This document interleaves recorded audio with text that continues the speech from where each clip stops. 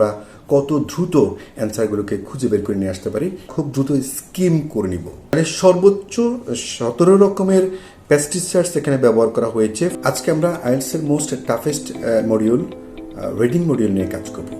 IELTS academic 18 নিয়ে কাজ করব। সো আমরা আইএলটিএস একাডেমিক 18 টেস্ট 1 প্যাসেজ 1 নিয়ে মূলত আজকে আমরা কাজ করব এবং আমরা দেখাবো যে আমাদের যে টেকনিক্সগুলো রয়েছে, স্পেশালি আমাদের স্ক্যানিং এবং স্কিমিং যে টেকনিক্স রয়েছে, এই দুটো টেকনিক্সের মাধ্যমে আমরা কত দ্রুত অ্যান্সারগুলোকে খুঁজে বের করে নিয়ে আসতে পারি সেই জিনিসটা আমরা আজকে দেখাবো। আর যারা আমাদের চ্যানেল একেবারে নতুন, আমাদের চ্যানেলটা সাবস্ক্রাইব করে নিও। সো আমাদের প্যাসেজটা হচ্ছে আরবান ফার্মিং নিয়ে, রিডিং প্যাসেজ 1 টেস্ট 1। আমরা খুব দ্রুত প্রশ্নপত্রের দিকে চলে গেলাম। এখানে question 1 to 3 complete the sentences below. আমাদের ইনস্ট্রাকশন রয়েছে no more than 2 words and or a number. Okay, fine. Write your answers in box 1 to 3 on your answer sheet. Okay, so urban farming in Paris নিয়ে রয়েছে আমাদের হেডলাইনটা। So আমাদের question 1, vertical tubes are used to grow strawberries dash and herbs. That means এখানে 3টা প্রোডাক্টসের কথা বলা হয়েছে। একটা প্রোডাক্টস দিয়েছে স্ট্রবেরিজ, একটা প্রোডাক্টস দিয়েছে হার্বস, আরেকটা প্রোডাক্টস কি হতে পারে সেটা আমাদেরকে খুঁজে বের করতে হবে ভার্টিক্যাল টিউবসের ক্ষেত্রে। আমরা খুব দ্রুত প্যাসেজে চলে যাচ্ছি। প্যাসেজে গিয়ে আমরা যখন প্যারা 1-এ যখন যাব, সেখানে গিয়ে আমরা খুব দ্রুত স্কিম করে নিব, খুব দ্রুত স্কিম করব। স্কিম করতে গিয়ে আমরা যে জিনিসটা এখানে পাচ্ছি সেটা হচ্ছে যে এই আলোচনাতে মূলত 3টা প্রোডাক্টসের ব্যাপারে ফোকাস করা হয়েছে ভার্টিক্যাল টিউবসে। একটা হচ্ছে স্ট্রবেরিজ, একটা হচ্ছে গিয়ে এই যে ভার্টিক্যাল যে মাঝামাঝি 5 নম্বর লাইনে আমরা ভার্টিক্যাল টিউবসের এখানে আসে দেখতেছি নিয়ার বাই বাস্ট র আপন র অফ লেটুসেস কথা রয়েছে। এরপরে রয়েছে near those are aromatic herbs, এর পাশে রয়েছে অ্যারোমেটিক হার্বসের কথা রয়েছে, সাচেস বসিল বা সেজ বা পেপারমিন্ট যেগুলো রয়েছে। তো আমরা যেটা বুঝতে পারলাম এখানে মূলত 3টা প্রোডাক্টের কথা আলোচনা হয়েছে। একটা হচ্ছে স্ট্রবেরি, একটা হচ্ছে লেটুসেস এবং একটা হচ্ছে হার্বসের কথা। তাহলে আমাদের 1 নম্বর অ্যান্সারটা আমরা ইজিলি ক্যাচ করে ফেললাম যে এটা লেটুস হবে। ওকে, question number 2, there will eventually be a daily harvest of as much as dash in weight of fruit and vegetables. Okay, আমরা যেটা বুঝতে পারলাম যে ডেলি হারভেস্ট করতে পারবে সর্বোচ্চ কতটুকু, ডেলি হারভেস্ট করতে পারবে সর্বোচ্চ কতটুকু। তা আমরা খুব দ্রুত প্যাসেজে চলে যাচ্ছি। সেখানে গিয়ে আমরা প্যারা 2-তে গিয়ে যে খুব দ্রুত স্কিম করতে গিয়ে আমরা যেটা পাচ্ছি, when the remaining 2/3 of the vast of an area are in production, okay, then 20 staff will harvest up to 20 জন স্টাফে হারভেস্ট করতে পারবে আপ টু 1000 কেজি of perhaps 35 different varieties of fruit and vegetables everyday. Everyday বলতে এখানে আমরা যেটা focus পাচ্ছি যে ডেইলি যে শব্দটা, এটাকে ফোকাস পাচ্ছি এভরিডে। এবং এখানে হারভেস্ট আপ টু বলতেছে অ্যাজ মাচ অ্যাজ হারভেস্ট করতে পারবে। তাহলে অ্যান্সারটা হচ্ছে 1000 KG. Okay, and question 3, it may be possible that the farmers produce will account for as much as 10% of the city's dash overall. এখানে আমরা দেখতে পাচ্ছি যে ফার্মার্সরা যে প্রোডাকশন করবে সেটা দ্বারা সম্ভব হবে as much as সর্বোচ্চ 10% কাভার করা যাবে, যেটা সিটিস কি কাভার করা যেতে পারে এটা হচ্ছে ফোকাস। মেবি দেওয়া আছে, মেবি পসিবল, এটা আমরা মেবি পসিবল যেটা ভবিষ্যৎকে আমরা ফোকাস পাচ্ছি।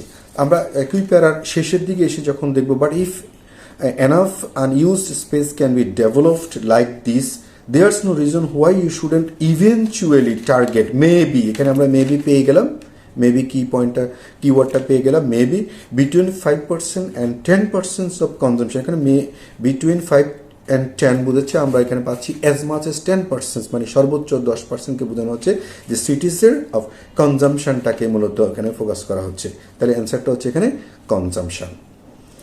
আচ্ছা, এরপরে আমাদের 4 to 7 কোশ্চেন্স রয়েছে। সেখানে রয়েছে কমপ্লিট দি টেবিল বিলো। এখানে ইনস্ট্রাকশন হচ্ছে 1 word অনলি। ওকে, আমরা এখানে একটা টেবিল দেখতে পাচ্ছি। এই টেবিলের মধ্যে intensive farming versus aeroponic urban farming রয়েছে। Okay, fine. প্রথমে ইন্টেন্সিভ ফার্মিং এবং পরে অ্যারোফোনিক আরবান ফার্মিং নিয়ে আলোচনা হয়েছে। দুজনের জন্য টেবিল রয়েছে গ্রোথ, রয়েছে সিলেকশন, রয়েছে সেল। ওকে, প্রথমে আমরা ইন্টেন্সিভ ফার্মিং এর ক্ষেত্রে যে যদি wide range of dash used, এখানে ব্যাপকভাবে ব্যবহৃত হয় গ্রোথের জন্য, এটার উৎপাদনের জন্য ব্যাপক পরিমাণ ব্যবহার করা হচ্ছে কোন জিনিসটা। আমরা খুব দ্রুত যদি যাই, ঠিক পরের প্যারাতে গিয়ে আমরা 3 নম্বর প্যারাতে গিয়ে আমরা যেটা পাচ্ছি যে আমরা এখানে যাব, খুব দ্রুত স্কিম করছি, খুব দ্রুত স্কিম করে গিয়ে আমরা যেটা পাচ্ছি যে the methods advantages are many. He says, okay, first, I don't much like the fact that most of the fruit and vegetables we eat have been treated with something like 17 different pesticides. Okay, এখানে তাহলে সর্বোচ্চ 17 রকমের pesticides এখানে ব্যবহার করা হয়েছে fruits এবং ভেজিটেবলসের ক্ষেত্রে। সো এটা উৎপাদনের জন্য আমাদের অ্যান্সারটা আমরা খুব দ্রুত ক্যাচ করে ফেললাম। এখানে পেস্টিসাইডস হবে অ্যান্সারটা, যে ওয়াইড রেঞ্জ অফ পেস্টিসাইডস এখানে ইউজ করা হচ্ছে। ওকে, পরের পয়েন্টে টেকনিক্স পলিউট এয়ার, যেটা ওখানে কোনো কোশ্চেন্স নেই। আমরা চলে যাচ্ছি সিলেকশন পয়েন্টে। Selection point bullet point 1, quality not good. Okay, fine.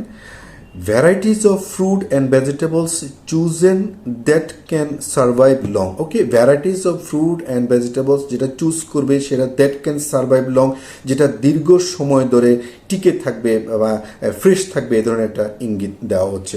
আমরা খুব দ্রুত চলে যাচ্ছি এই প্যারারি শেষের অংশের দিকে গিয়ে আমরা অ্যান্সারটা পেয়েছি। এখানে আমরা বলতেছি যে I don't much like the fact either they have been travelled an average of 2000 refrigerated kilometres to my plate and that their quality is so poor. Okay, because the varieties, এখানে varieties পেয়ে গেলে আমরা are selected for their capacity to withstand such sustainable journey.